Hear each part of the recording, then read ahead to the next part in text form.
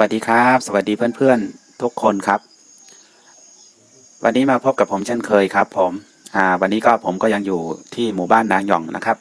อันนี้ก็จะเป็นภาพบรรยากาศยามเช้าจากหน้าต่างห้องนอนน้องชายผมนะครับเนี่ยครับผมสวยงามมากนะครับเป็นวิวทุ่งนาแล้วก็มีเมฆหมอกลอยเต็มไปหมดเลยนะครับบรรยากาศยามเช้าครับก็จะเห็นสวนนะครับสวนครัวหลังบ้านน้องชายนะครับสวยงามจริงๆครับผมวันนี้ช่วงสายๆนะครับที่หมู่บ้านนางหย่องนี้จะมีงานยกฉัตรพระอุโบสถนะครับเดี๋ยวยังไงเราไปติดตามกันนะครับเดี๋ยวสักครู่ผมจะเก็บภาพบรรยากาศมาให้ชมนะครับอย่าเพิ่งไปไหนเนาะคอยติดตามชมกันนะครับ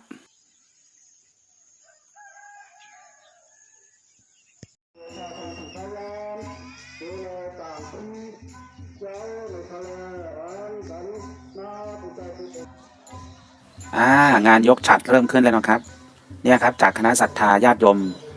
ในหมู่บ้านนี้นะครับที่ร่วมบุญร่วมใจกันมายกฉัตรนะครับกำลังยกไปที่สระน้ำนะครับไปครับผมไปดูกันนะครับไปดูใกล้ๆกันครับ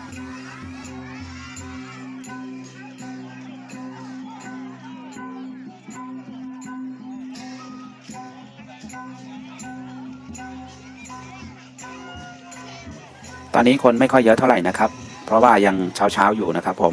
เดี๋ยวก็จะมีคณะศรัทธาที่อื่นทยอยมาด้วยนะครับทยอยมาร่วมบุญร่วมใจกันนะครับร่วมบุญร่วมทานกันครับผมเนี่ยครับตัวพระอุโบสถนะครับ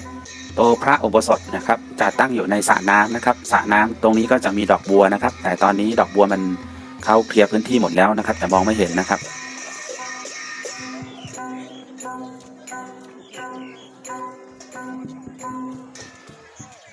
ตัวพระอุโบสถจะตั้งอยู่ตรงกลางสระน้ำนะครับเป็นศิลปะไทยใหญ่ครับผมงดงามอลังการมากๆนะครับรวมทั้งฉัตรด้วยนะครับตัวฉัตรนี้ก็ทำจากเงินแท้ๆนะครับเนี่ยครับผมสวยงามจริงๆครับตอนนี้ก็คณะศรัทธากำลังเคลื่อนย้ายตัวพระฉัตรไปตรงบันไดนะครับตรงที่มีพระภิกษุยืนอยู่นะครับเดี๋ยวสักครู่เขาก็จะนิมนต์พระภิกษุขึ้นไปข้างบนนะครับไปทำพิธีกรรมครับจะเอาฉัตรขึ้นไปไว้ข้างบนหลังคาอุโบสถนะครับ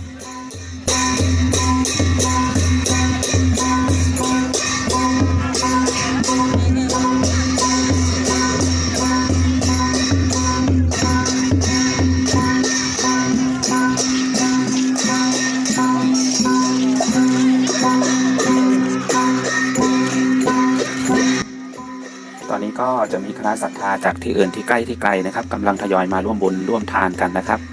เดี๋ยวสักครู่ก็จะมีการสวดนะครับแล้วก็จะมีทำพิธีกรรมนะครับผมแล้วก็จะร่วมบุญร่วมทานกันนะครับส่วนตอนนี้ก็พระภิกษุกำลังขึ้นไปบนหลังคาแล้วนะครับขึ้นไปบนหลังคาพระอุโบสถแล้วนะครับ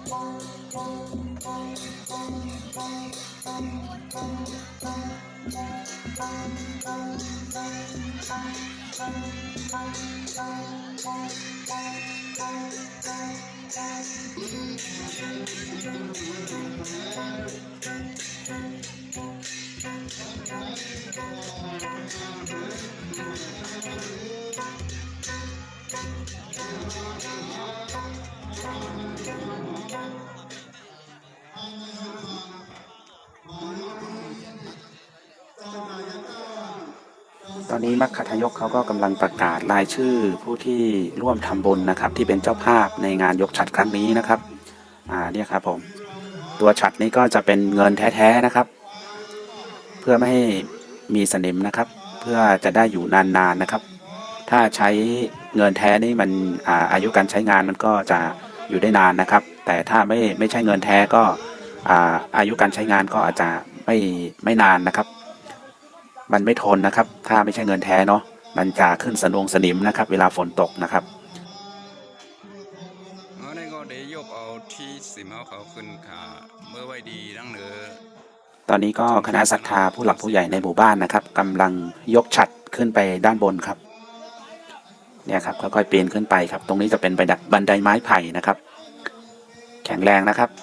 นี่ครับกำลังยกขึ้นไปบนหลังคานะครับยกไปมอบให้พระภิกษุที่อยู่ด้านบนนะครับแล้วก็สักพักก็พระภิกษุเขาก็จะทำพิธีกรรมอยู่ข้างบนนะครับ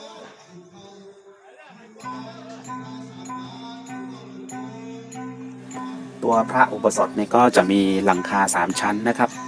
ยกขึ้นเป็นชั้นๆนะครับส่วนตรงนี้ก็จะเป็นงานศิลปะไทยใหญ่แท้นะครับศิลปะพม่ากับศิลปะไทยใหญ่นะครับใกล้เคียงกันนะครับบางครั้งจะดูไม่ออกเลยนะครับอันไหนศิลปะพม่ากับอันไหนศิลปะไทยใหญ่นะครับมันจะผสมผสานกันนะครับต้องเป็นผู้ชำนาญในด้านศิลปะเท่านั้นนะครับถึงจะแยกออกว่าอันไหนเป็นศิลปะพม่าอันไหนศิลปะไทยใหญ่นะครับเพราะว่ามันใกล้เคียงกันนะครับยกตัวอย่างง่ายๆนะครับเหมือนเช่นศิลปะลาวนะครับกับศิลปะไทยนะครับวัดวาอารามที่อยู่ในประเทศลาวก็คล้ายๆกับไทยนะครับถ้าเราไม่รู้เราก็คิดว่าเอ๊ะทำไมมันเหมือนวัดไทยจังเลยเนี่ยที่จริงแล้วถ้ามองด้วยสายตาจริงๆนะครับคือมันไม่เหมือนกันนะครับศิลปะลาวก็คืออีกแบบหนึ่งนะครับศิลปะไทยก็จะเป็นอีกแบบหนึ่งมันใกล้เคียงกันแค่นั้นเองนะครับมันไม่เหมือนกันนะครับมันก็เหมือนกับศิลปะไทยใหญ่กับศิลปะพม่านี่แหละครับมันก็ใกล้เคียงกันนะครับเราต้องดูดีๆต้องสังเกตดีๆนะครับถ้าเราสังเกตดีๆนะครับความงามมันจะต่างกันเนาะความสวยงามมันจะต่างกันคนละแบบนะครับทั้งหมดนี้ก็จะเป็นวิถีชีวิตคนหลังเขานะครับเป็นวิถีชีวิตพื้นบ้านแท้ๆครับผมช่องนี้อาจจะไม่หรูหราตาไก่นะครับแต่ก็พยายามถ่ายทอดเรื่องราวต่างๆในชนบทต่างๆนะครับของพี่น้องชาวไทยใหญ่หรือพี่น้องชาวชนเผ่าต่างๆให้ได้รับชมกันนะครับหากท่านใดมีข้อสงสัยหรืออย่างไรก็ช่วยฝากคอมเมนต์ไว้ในช่องด้านล่างได้นะครับยินดีรับคำติชมครับผมและวันนี้วิถีชีวิตคนหลังเขาก็ได้เอาบุญมาฝากทุกท่านนะครับตอนนี้พิธีกรรมก็เริ่มขึ้นแล้วนะครับเขากำลังจะสวดนะครับพระก็กำลังจะสวดนะครับสาธุสาธุอนุโมทนานะครับอนุโมทนาบุญด้วยกันนะครับขอให้มีโชคมีลาภครับสุขภาพร่างกายแข็งแรงครับผมขอให้แฟนคลับที่เข้ามาเยี่ยมชมในช่องวิถีชีวิตคนหลังเขานะครับทั้งที่ติดตามและไม่ติดตามนะครับขอให้มีความสุขนะครับผมขอให้เงินทองไหลมาเทมานะครับขอให้มีกินมีเก็บมีใช้นะครับคำว่าไม่มีอย่าให้เกิดนะฮะสาธุสาธุอนุโมทนาผลบุญไปพร้อมๆกันนะครับขอให้โชคดีครับทุกท่านทุกคนครับผมขอให้โชคดีครับเฮงรวยๆครับ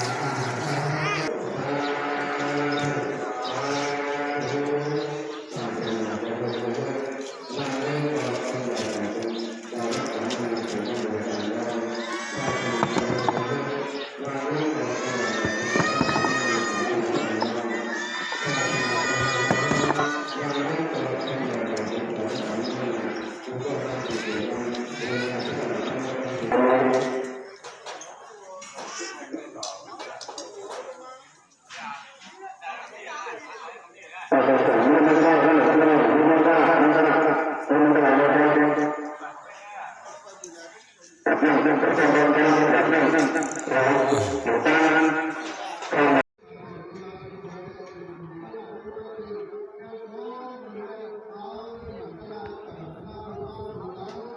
นนี้ก็พิธีกรรมก็เสร็จสมบูรณ์เรียบร้อยแล้วนะครับตอนนี้ก็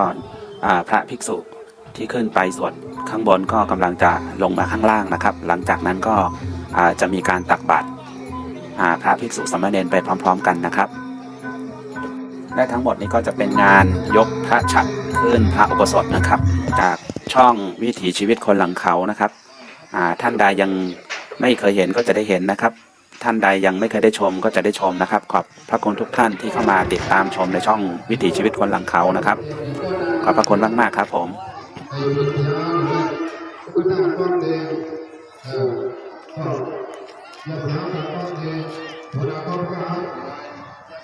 นี่ครับผมงานยกพระฉัตรก็เสร็จเรียบร้อยนะครับเสร็จสมบูรณ์เรียบร้อยแล้วนะครับตอนนี้ก็กำลังจะ